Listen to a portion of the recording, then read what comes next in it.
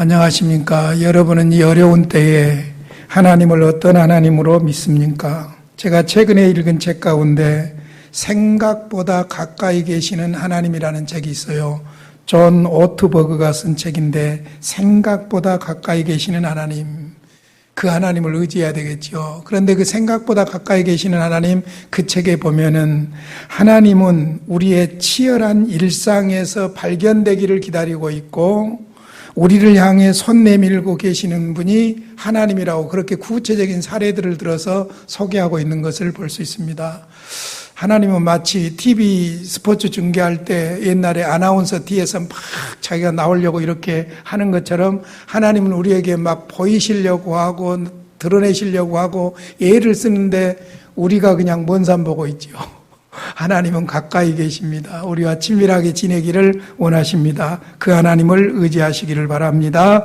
오늘은 웨스트민스터 신앙고백서 5번째 시간입니다. 특별히 웨스트민스터 신앙고백 제1장 성경에 대하여 6항과 7항을 공부하겠습니다. 6항은 성경의 완전성 혹은 충분성을 말하고 있고 7항은 명료성을 말하고 있습니다. 본문을 잘 읽으셔야 돼요. 왜냐하면 웨스트민스터 신앙 고백서 자체가 요약되고 집약된 단어들을 쓰고 있기 때문에 본문을 몇 번이고 읽어야 돼요. 왜 웨스트민스터 신앙 고백 해설 공부가 필요하냐면은 해설이 필요하냐면 그렇게 요약되고 집약되어 있기 때문에 그렇습니다. 그래서 무엇보다도 중요한 것은 여러분들이 본문을 몇 번이고 반복적으로 계속 조목조목 음미하면서 읽어야 돼요. 간단한 문제가 아니에요. 음미하면서 읽으시고 이해를 잘 할 수 있기를 바라고 저는 그 부분에서 좀 이해가 될 수 있도록 해설해드리고 도와드릴 뿐입니다. 자, 6항을 보겠습니다. 본문입니다. 하나님 자신의 영광과 인간의 구원, 신앙, 그리고 삶을 위해 필요한 모든 것에 관한 하나님의 완벽한 권고가 성경에 명시적으로 기록되어 있거나 아니면 성경으로부터 정당하고 필연적인 결론으로 유추될 수 있다. 따라서 결코 성령의 새로운 계시나 인간의 전통에 의하여 어떤 때에도 첨가되어서는 안 된다. 그럼에도 불구하고 우리는 하나님의 성령의 내적 조명이 말씀 안에 계시된 그와 같은 것들의 구원에 이르는 이해에 필수적이며 또한 사람들의 행위와 사회의 공통적인 하나님의 예배와 교회 운영 문제에 있어서 항상 준수되어야 하는 말씀의 보편적인 규범들을 따라 자연의 빛과 그리스도인의 분별력에 의해 정해야 하는 특수한 상황도 있다는 점을 인정한다. 무슨 말인지 알겠습니까? 읽은 나도 잘 여러분들이 모르겠다 그런 생각이 와요. 그러니까 몇 번 읽어야 되는데 이제 제 해석을 좀 해준 것을 듣고 나시면은 아마 더 쉽게 이해가 될 줄로 믿습니다.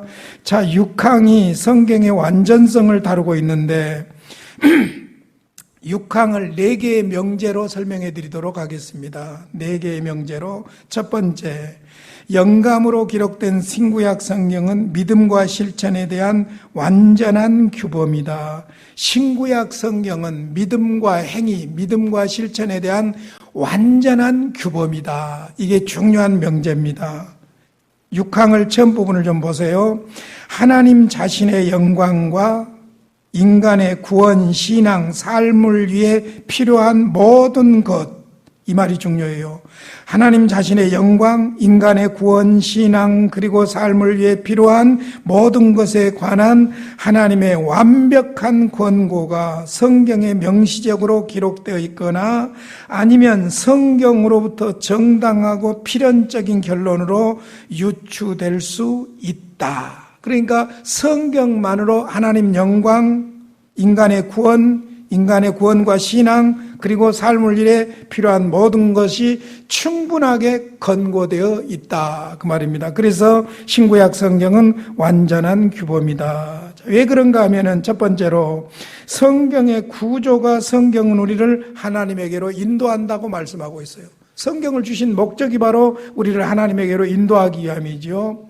두 번째, 항상 강조되는 것이 그리스도와 사도들이에요. 그리스도와 사도들이 뭐라고 했는가 하는 것인데, 그리스도와 사도들이 항상 성경을 권위 있는 규범이라고 말씀했습니다.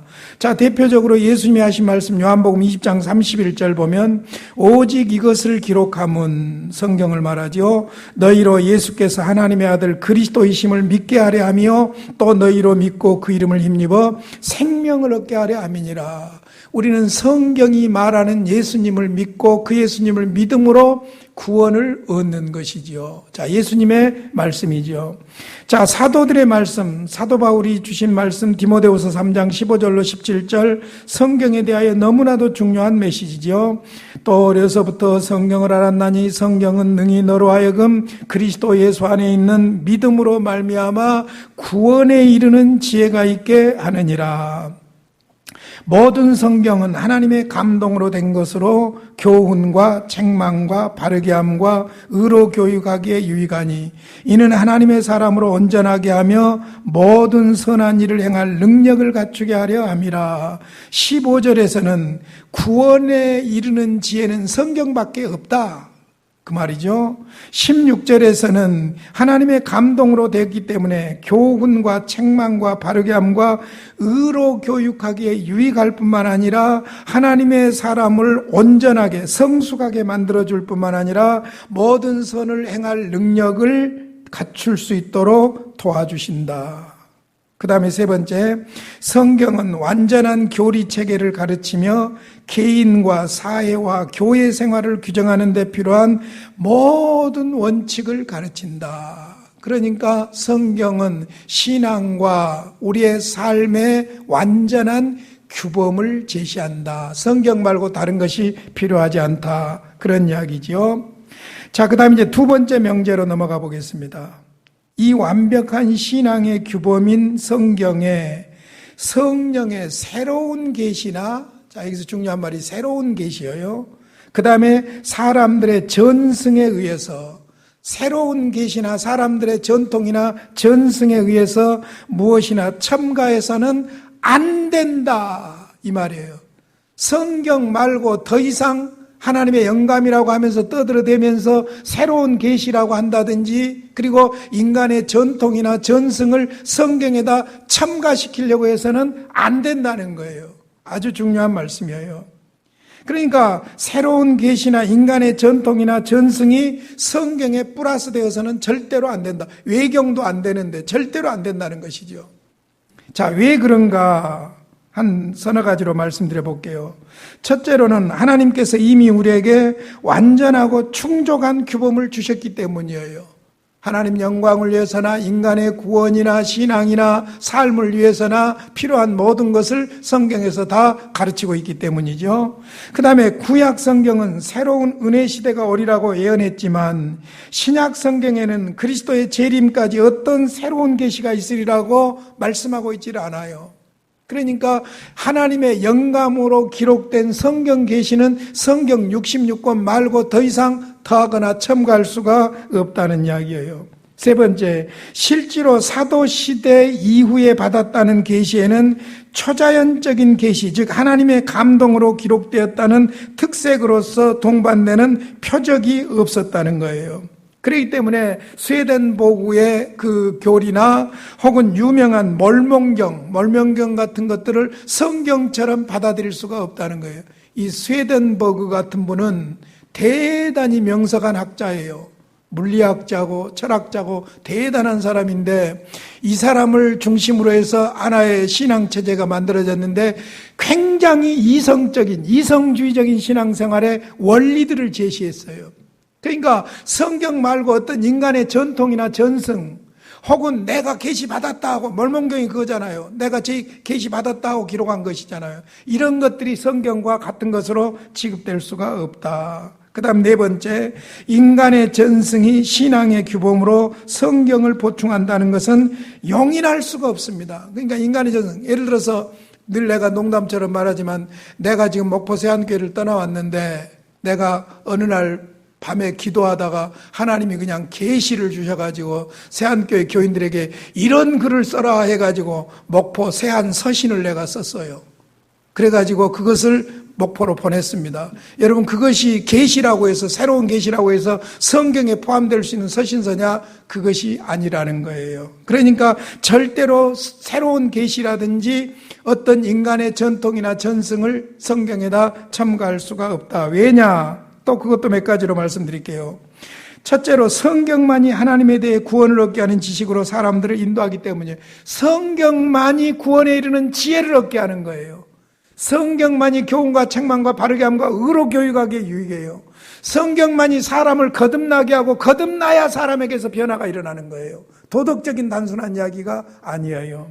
자, 그 다음 두 번째로 그리스도께서 바리새파 전승을 지키는 것을 책망하셨죠.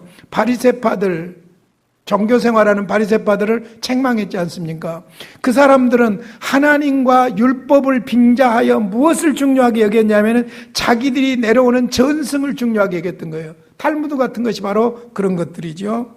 자, 그 다음 세 번째로 성경은 확실하며 완전하며 투명하지만 전승은 본질적으로 불확실하고 불투명하고 단편적이기 때문입니다. 그 다음 네 번째 중요한 부분인데, 전승으로 성경을 맞서는 것은 로마 가톨릭 뿐이지만 그들이 말하는 전승 가운데 근대에 생긴 것이 많고 사도시대까지 소급하는 것이 없다. 성경의 명백한 가르침과 일치하지도 않고 심지어 옛적 로마교회 자체 내 여러 최고 권위자들의 견해와도 일치하지 않는다. 무슨 말이냐면요, 로마 가톨릭은 이 웨스트민스터 신앙 고백서가 작성된 당시에 로마 가톨릭은 어떤 상황이었냐면 성경 외에 외경을 받아들였을 뿐만 아니라 교회의 전통을 받아들이는 거예요. 교회의 전통을 받아들여요. 특별히 이제 우리가 지금까지 공부해서 잘 알겠지만은 이제 예를 들어서 교황의 교지라든지 이런 것들을 성경보다 위에 두기도 하고 동등하게 취급하기도 하고 이런 것이 문제가 돼서 웨스트민스터 신앙 고백이 필요했던 거예요. 그런데 그것은 근대의 것이고 오류가 많을 뿐만 아니라 전에 있었던 가톨릭의 유명한 권위자들의 말과도 다르다는 거예요. 그런 측면에서 이런 전승은 받아들일 수가 없다. 갈라디아서 1장 8절로 9절에 보면은 무시무시한 말씀을 바울 사도가 하고 있습니다. 그러나 우리나 혹은 하늘로부터 온 천사라도 우리가 너희에게 전한 복음 외에 다른 복음을 전하면 저주를 받을지어다. 다른 복음을 전하면 저주를 받을지어다. 9절에서도 다른 복음을 전하면 저주를 받을지어다. 천사라도 저주를 받는다는 거예요. 두 번이나 반복하고 있죠. 데살로니가후서 2장 2절에 보면은 영으로나 또는 말로나 또는 우리에게 받았다는 편지로나 주의 날이 이르렀다고 해서 쉽게 마음이 흔들리거나 두려워하거나 하지 말아야 한다는 것이라. 무슨 말이냐면은 데살로니가 전서에서 데살로니가 교인들이 그 어려운 핍박 속에서도 모범적인 신앙생활을 잘 하니까 그들에게 소망을 심어주기 위해서 주님의 재림을 이야기했어요.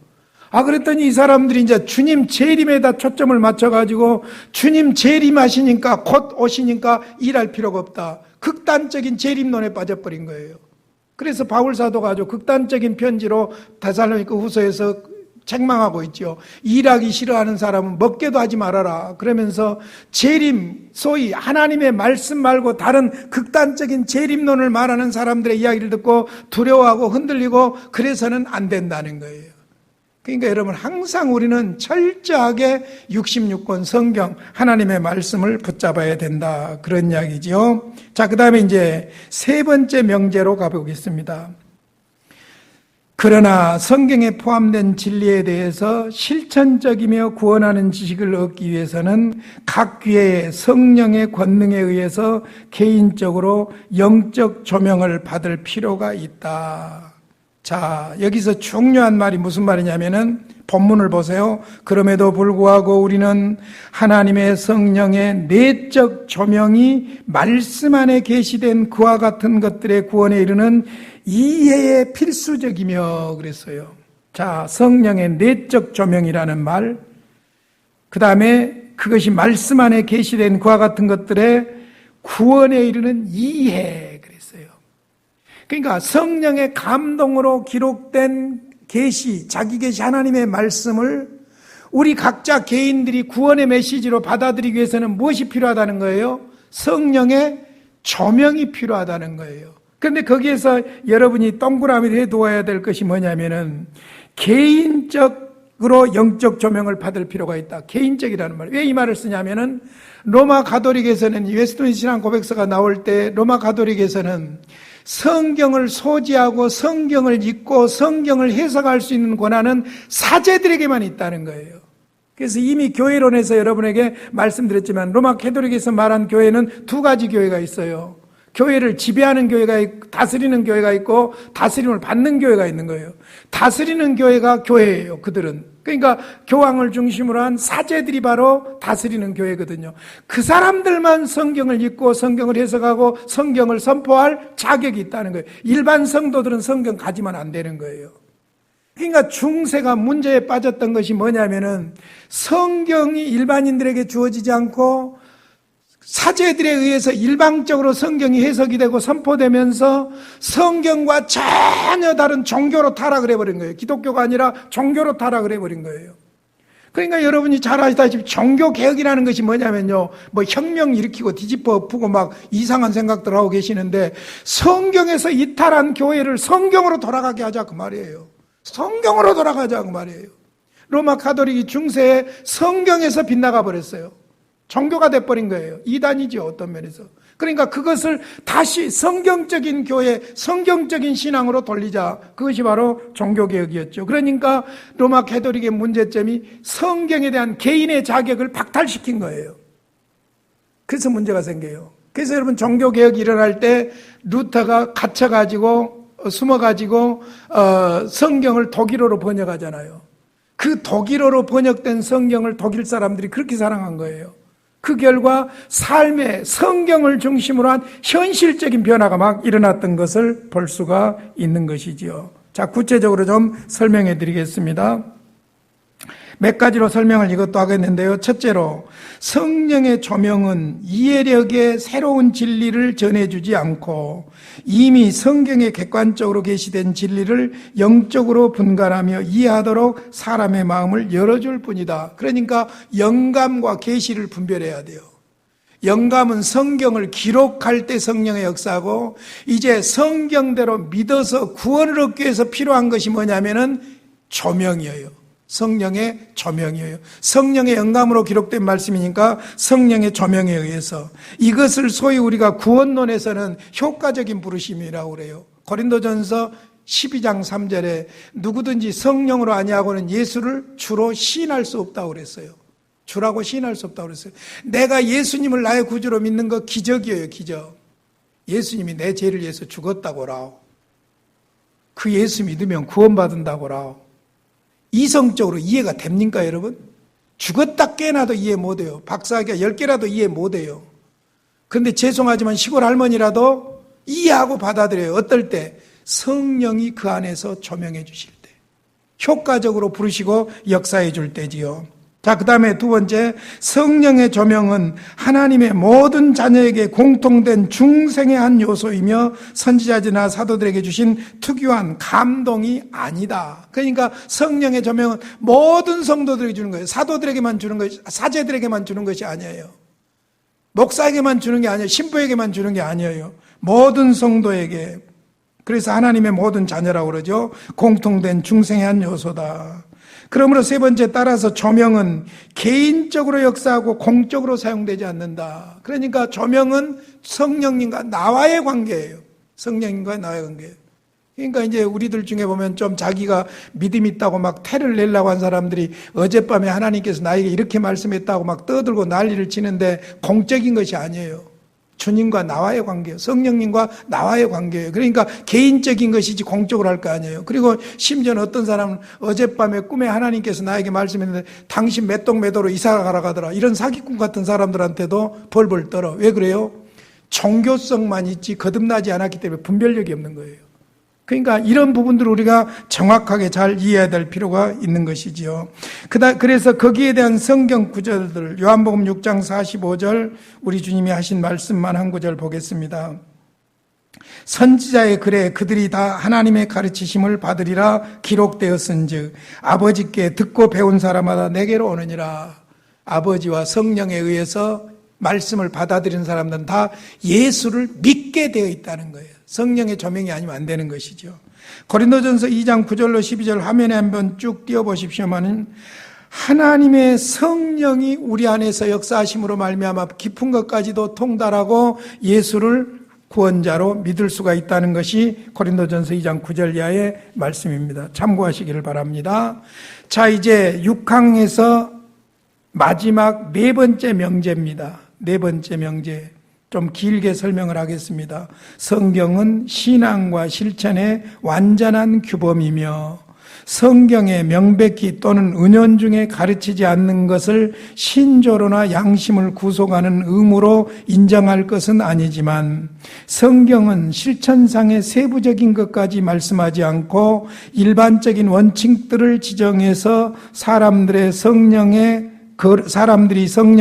거룩하게 하는 영향의 지도를 받아 자기의 타고난 판단력을 행사하며 경험에 비춰서 변해가는 환경에 적응하도록 놓아둔다. 자, 이게 무슨 말이냐면요. 성경에 기록되지 않는 우리의 삶의 상황들, 성경에서 말하고 있지 않는 우리의 삶의 상황들, 디테일한 부분들을 어떻게 우리가 이해하고 따라야 될 것인가 하는 문제, 아주 중요한 문제예요. 자, 본문을 한번 보세요. 또한 사람들의 행위와 사회의 공통적인 하나님의 예배와 교회의 운영 문제에 있어서 항상 준수되어야 하는 말씀의 보편적인 규범들에 따라, 자, 여기서 중요한 말이 말씀의 성경의 보편적인 규정들에 따라 자연의 빛과 일반 계시죠. 그리스도인의 분별력에 의해 정해야 하는 특수한 상황도 있다는 점을 인정한다. 자, 무슨 말이냐면은 말이 참 어렵죠. 이렇게 제가 설명하면 이해가 될 거예요. 자, 성경이 기록된 지가 벌써 구약이 1500년, 신약이 100여 년에서 1500년에서 600년 동안 기록이 되었고 기록되고 마무리된 지 벌써 2000년이 넘었어요. 그러면 사실 이제 다음 주에 이제 8항, 9항에서 보겠습니다만은 히브리어와 헬라어로 기록됐다는 게 굉장히 중요한 의미가 있거든요. 그때 당시에 사용되던 언어들로 기록되어 가지고 언어가 사어가 돼 버려요. 냉동시켜버립니다. 여러분, 언어가 계속 살아있으면요, 언어의 의미가 변질돼 버려요. 그러니까 예를 들어서 지금 우리 국민학교 때 국어 배운 사람들은요, 하였읍니다 그렇게 써요.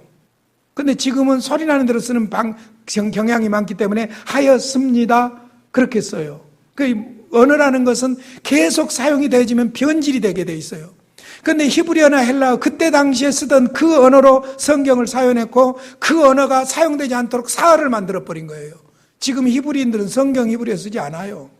지금 그리스 사람들이 성경 헬라어 쓰지 않아요.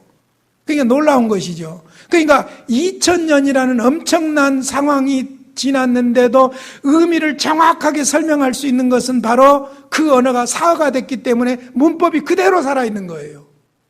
요즘 보니까 냉동 인간 이야기가 또 나오대. 냉동 시켰다가 나중에 기술이 발달되면 살린다고. 그런 일은 있기가 힘들란가 몰라도 2000여 년 전에 기록된 성경은 사어가 돼가지고 문법이 그대로 살아있기 때문에 오늘날 그 문법적으로 해석만 잘하면 하나님의 뜻을 그대로 알 수 있는 거예요. 근데 이제 문제는 뭐냐면은 2000년이나 간격이 있다니까. 성경에 여러분 술이야기 나옵니까? 안 나옵니까? 술 이야기 나옵니다. 성경에 술은 그렇게 역사가 깊다는 이야기예요. 담배 이야기 나와요? 안 나와요? 안 나와요. 성경이 기록될 당시에는 담배 그런 것이 없었어요. 커피 나와요? 안 나와요? 안 나와요. 컴퓨터 나와요? 안 나와요? 안 나와요. 그러니까 문제는 뭐냐면은 성경이 생활과 신앙과 삶의 규범이라고 하는데 믿는 사람으로서 컴퓨터를 살 때 삼성을 살까 LG를 살까 성경에서 삼성을 사라 하고 기록이 되었으면은 삼성을 사겠는데 그런 게 없단 말이에요. 예를 들어서 결혼을 할 때도 누구하고 결혼해라 하고 딱 그 제시가 되면은 좋겠어요. 그런데 그런 거 전혀 없잖아요.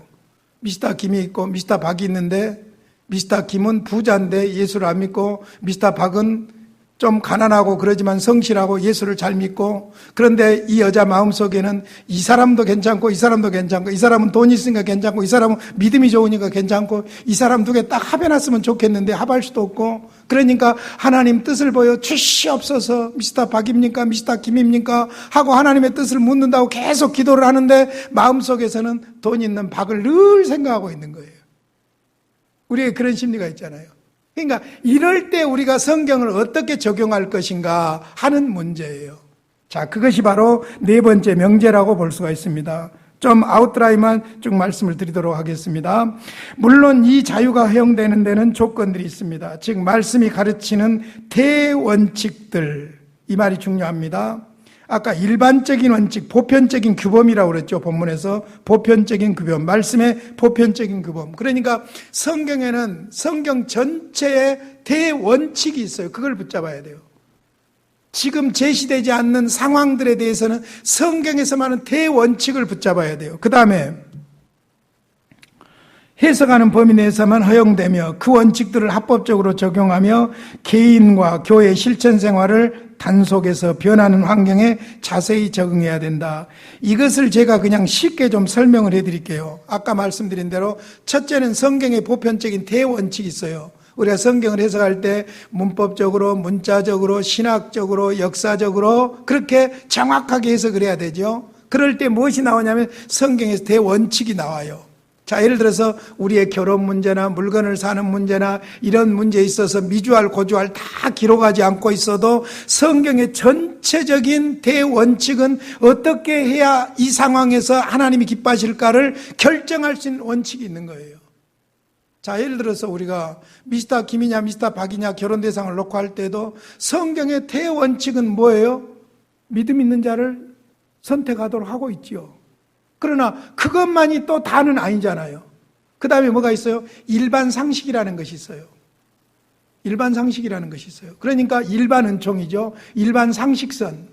그런 것들과 관련해서 말씀의 대원칙과 일반 상식과 그 다음에 우리의 경험들, 역사도 경험입니다. 우리의 역사적인 경험들, 이런 것들을 다 포함해서 마지막 최종적으로 성령께서 우리 안에서 양심을 통해서 말씀해 주시는 것이 있어요. 그러니까 누가 별소리를 하더라도 주님과 나와의 관계에서 성령께서 내 양심을 통해서 주시는 음성이 있어요. 그것을 따라야 돼요. 그런데 우리는 어쩝니까? 우리의 이기적인 옛사람의 정욕이나 욕심 때문에 그 음성을 눌러버리죠. 그리고 다른 것을 택할 때가 있죠. 그러면 이제 문제가 생기는 것을 볼 수 있습니다. 어찌됐든 제6항에서 성경의 완전성, 충분성을 여러분에게 다 소개해 드린 겁니다. 이제 7항을 해석해 보도록 하겠습니다. 7항 문항을 다시 한번 읽겠습니다. 성경에 기록된 모든 것들이 그 자체가 동일하게 평이한 것도 아니며 쉬운 것도 아니죠.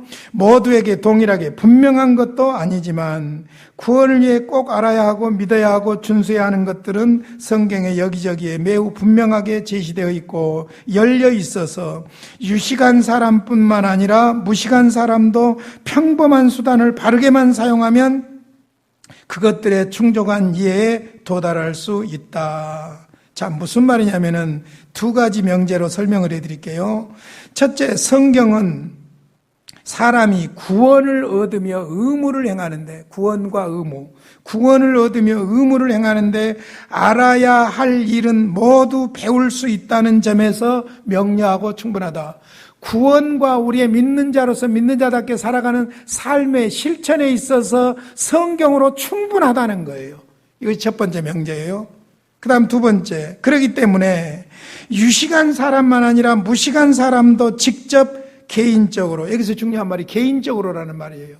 개인적으로 성경을 사용해서 교훈을 받을 수 있도록 성경은 계획되었다. 근데 중요한 것은 유식한 사람이든 무식한 사람이든 사용하는 방법이 성경을 바르게 사용해야 된다는 거예요. 그래야 답이 나온다는 것이죠. 자, 그 증거를 서너 가지, 5가지로 증명을 해드리겠습니다. 첫 번째, 모든 신자에게 성경을 산고하라고 명령하셨고 신자 사이에 구별을 두지 않았다. 사제들에게만 하라고 한 것이 아니라 모든 신자에게예요. 성경은 모든 신자가 읽고 듣고 묵상하고 따라야 되지요. 두 번째, 성경은 모든 사람을 그리고 교회 공동체 전체를 상대로 썼습니다. 성경 요절들은 참고하세요. 세 번째, 성경은 투명하다고 분명히 주장하고 있는데 예를 들어 성경들 중에서 시편 119편 130절 보면 주의 말씀을 열면 빛이 비치어. 우리가 하나님의 말씀을 열고 듣고 보고 읽을 때에 성령께서 비춰주시죠. 그래서 우둔한 사람들을 깨닫게 하나이다. 그래서 박사만 아니라 시골 할머니도 성령의 조명에 의해서 예수님을 구주로 영접할 수 있는 것이죠. 네 번째, 성경은 하나님의 말씀이므로 사람들에게 순종하라고 하고 구원으로 인도하라고 합니다. 사람들에게예요. 마지막 다섯 번째로, 현실적으로 성경을 충실히 가르친 교회들은 성경의 가르침의 열매가 나타났습니다. 자, 무슨 말이냐면은 교회사를 공부해 보면요, 교회사에서 그 시대가 부흥했던 때는 어떤 때냐면은 하나님의 말씀이 충만했을 때예요. 하나님의 말씀을 읽고 듣고 배우고 묵상하고 하나님의 말씀대로 순종하려고 애를 쓰고 이런 상황들이 일어날 때 그때 그 시대가 부흥했다는 거예요. 교회도 마찬가지예요. 별소리라도 인간적인 이성을 가지고 다원주의를 주장하고 별걸 다 주장해도 성경을 하나님의 말씀으로 믿고 말씀대로 따르고 순종하는 그 교회가 영적으로 성장한다는 거예요. 뿐만 아니라 성경을 사제들의 수중에 감춰버린 교회들은 문자적으로나 영적으로나 성경에서 가장 멀어졌다. 이 말은 제가 A.A. 핫지, 찰스 핫지 아들인 A.A. 핫지의 웨스턴미드 신앙 고백 해설에서 따온 겁니다. 그러니까 로마 캐톨릭이 성경에서 가장 멀어져 버린 거예요. 그러니까 사제들의 수중에 성경을 감춰버린 교회들은 문자적으로나 영적으로나 성경에서 가장 멀어졌다. 자, 6항과 7항을 정리해 보겠습니다. 오늘 공부한 걸로 끝나지 마시고 본문을 여러분이 몇 번이고 이제 이 제가 강의해 드린 것과 함께 읽어보시면 더 선명하게 정리가 될 것인데요. 6항과 7항은 성경의 완전성과 명료성을 고백하고 있습니다. 혹은 성경의 충분성과 명료성이라고 그러죠. 크게 두 가지로 정리를 해드리면 첫째로는 새로운 계시나 전통은 추가될 수 없다. 새로운 계시나 인간적인 전통이나 전승은 추가될 수가 없다. 첨가될 수가 없다. 왜 우리가 지금 신사도 운동을 문제로 삼냐면은 신사도 운동은 모든 신자가 새로운 사도라는 말이잖아요. 왜 그러냐면은 사도들에게 하나님께서 감동을 주셨듯이 새로운 계시를 받음으로 안 믿는 사람들을 많이 전도할 수 있다고 주장을 하는 거예요. 그러다 보니까 성경 계시보다도 개인들이 받은 어떤 계시에다만 초점을 맞춰버리는 거예요. 그래 신사도 운동이 문제가 있다는 겁니다. 그런 측면에서 새로운 계시나 전통이 추가될 수 없고, 두 번째로 그러므로 중요한 것이 뭐냐, 성경을 바르게 사용해야 돼요. 성경을 바르게만 사용하면, 양심적으로 철저하게 성령을 의지하면 성령께서 조명해 주시죠. 그러니까 성경을 바르게 사용해야 되는데, 첫째는 성경을 주의 깊게 읽어야 돼요. 주의 깊게 읽어야 돼요. 여러분, 저도 이제 성경을 가지고 먹고 사는 사람 아니에요? 그러니까 설교를 준비하기 위해서 성경을 보는데, 설교를 준비하기 위해서 성경을 보는 것하고 그냥 성경을 하나님의 말씀으로 보는 것하고 상황이 달라요. 그 본문이 말하는 뜻이 정확히 하다요. 그래서 어떤 때는 얼마나 재밌는 일이 있었냐면요, 성경을 가지고 설교를 다 준비해 놨는데 성경에서 몇 가지만 딱 생각하고 내 이론적으로 논리적으로 딱 정리해서 설교를 끝냈단 말입니다. 그런데 토요일날 아침에 성경 본문 읽었던 것이 다시 떠오르면서 이 설교 준비해 놓은 것이 엉망이라는 것이 딱 와닿는 거예요. 여러분, 그럴 때는 그래도 토요일날 아침에 그러면 괜찮은데 주일날 아침에 이런 상황이 와버리면 골치 아파버립니다.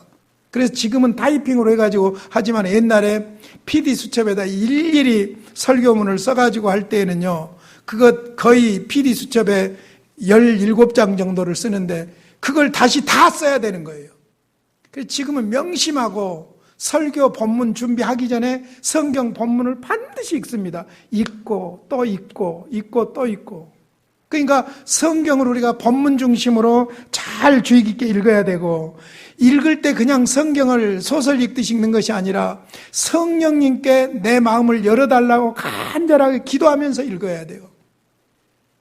여러분, 똑같은 이슬을 독사가 먹으면 독이 되잖아요. 풀잎이 먹으면 생명 열매를 맺잖아요. 마찬가지로 성령을 의지하지 않고 인간적인 학문적으로만 막 성경을 접하려고 하면 문제가 될 수가 있는 거예요.